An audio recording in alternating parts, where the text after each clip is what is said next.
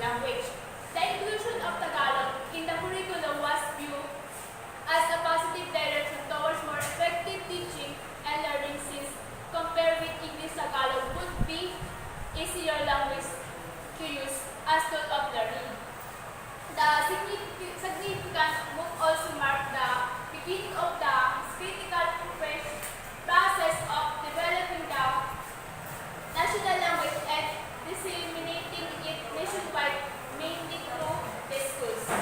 Language provision in the 1987 Constitution of the Republic of the Philippines, which are embodied in Article Section 6 and 7, provide the legal basis for the various language policies that are being implemented in the country.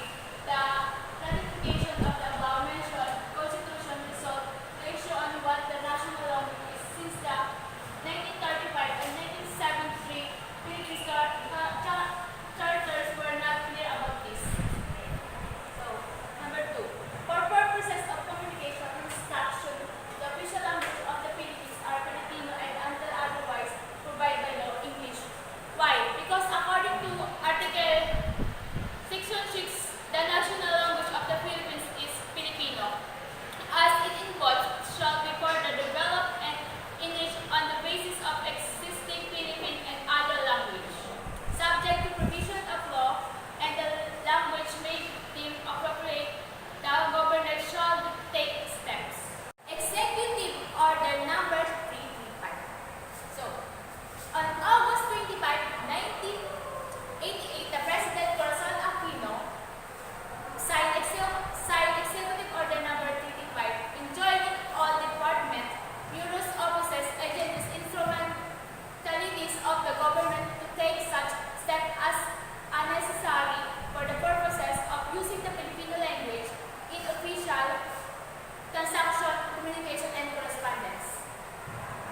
So, all the departments, bureaus, offices, agencies, instrumentalities, all the government and enjoining to do the following. So, now take steps to enhance the use of Filipino in official communications, transaction, and correspondence in their respective offices, whether national or local. Because this order not prohibited the use of English in official communications and correspondence for the Constitution provide that Filipino and English are the official language, can be used as auxiliary language in the regions and shall serve as auxiliary media of instruction therein but shall not replace Filipino English. What my partner said, the language policy in CHED or the Commission on Higher Education is of course the first is the year or the day that it is established, right? So in 1994, the year 1994, CHED was established in accordance to the Republic Act 7722, which is the creation of Commission on Higher Education in the Philippines. Now, what is Commission on Higher Education? Now, Commission on Higher Education is the one that handles and facilitates the tertiary level in the Philippines. Now, as we may know, DepEd is the one that handles the primary and the secondary level. Now, DepEd and the CHED is two different government institution and different funds. Now, DepEd, as I have said earlier, is the one that handles the primary and the secondary, and then the CHED is the one that handles the tertiary. Now, moving on, at the discretion of HEI, or the Higher Education Information, literature literature subjects should be taught or may be taught in Filipino or English so long as they have the right materials for the student and then the teacher or the professor or the instructor for them to use. So Filipino and English language can be used when teaching literature subjects like Filipino, like other stories or literatures that we may know, like the things that Shakespeare and the other plays that Shakespeare had, the Romeo and Juliet and other famous things that he had, and then the Canterbury Tales, in the famous in England, or the other things that involves literature, it can be taught in English. Of course, those examples that I have said can be taught or should be taught or can be taught in English because that is composed in English. Now, moving on, humanities and social sciences should be taught in Filipino. Now, why? Because there are, one of the example of this is the edukasyon sa pagkapakatao. Now, um, this subject they tells and taught the student on how to be moral or know and to know what is ethics, principles in life. Now, it is taught in Filipino, right? Education, of course, the title is Education sa Pagkapakatao, which means, of course, it uses Filipino language. Now, moving on. Now, Section 6, the national language, the Section 6 in the Philippines is the national language. The Philippines is Filipino. No, as we all know, Philippines has two language. Our first language is Filipino, and the second language is English. Now, in Section 6, the language of Philippine is Filipino. As it is involved, it shall be further developed and enriched by the basis of existence of Philippine and other languages. So, other language should help other language to cultivate. Now, not to boost itself upward, no, but in Section 6, it entails that the the Filipino language the Filipino language should be enriched by the other languages, and Filipino also should enrich other languages, preferably the second language that we have. So, English language helps or also cultivates the the the enrichment of the Filipino language and the English language also. Now, moving on.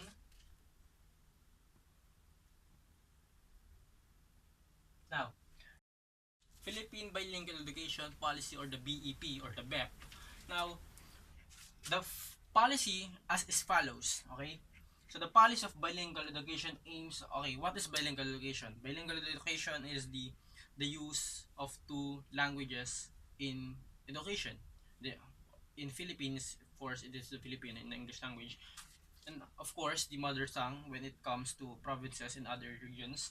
Now, the policy on bilingual education aims at the achievement of competence in both languages in national level. So, competencies or the other things that involves competency should be should be focused on the enrichment of the two languages, not the Philippine language itself, however, but the English language also. So the two should be helping each other, as what I've said earlier.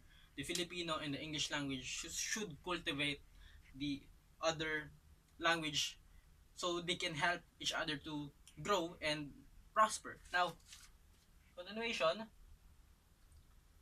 the Executive Order 335. Now, the the first one is discussed by my partner. So, the second one is assign one more personnel as may be necessary in every office to take charge of. Now, in every office, as what my partner said, the Executive 335 is the use of Filipino language in government agencies and government institutions, right? Now, there should be one or department that is assigned for or a personnel that is assigned for the communication and correspondence with the written in Filipino. So they're the one in charge when it comes to Filipino, the use of Filipino for the use of Filipino language in their agencies or the government institution. Now, they are the ones that facilitates, that checks the use of of the Filipino language, because in the Executive Order 335, the former President Corazon Aquino signed it for the institutions, and specifically the government institutions. Two in the Executive 335 is assign one or more personnel as may be necessary in office to take charge of, especially on communication and correspondence to Filipino to written in to the correspondence written in Filipino. Now, in this policy, Executive 335 is the one that tells that in government agencies or government institution should use Filipino for them to enrich the usage of Filipino language in the Philippines. Now, in number two, they used a personnel for him or her to check on what is the current status on each government institutions. Now, if this is removed or if this is not included, now who is the one that will check the usage of Filipino in government institutions, right? So there is a policy that assign one or more, if needed, one or more personnel to check the things that they use or the language that they use when it comes to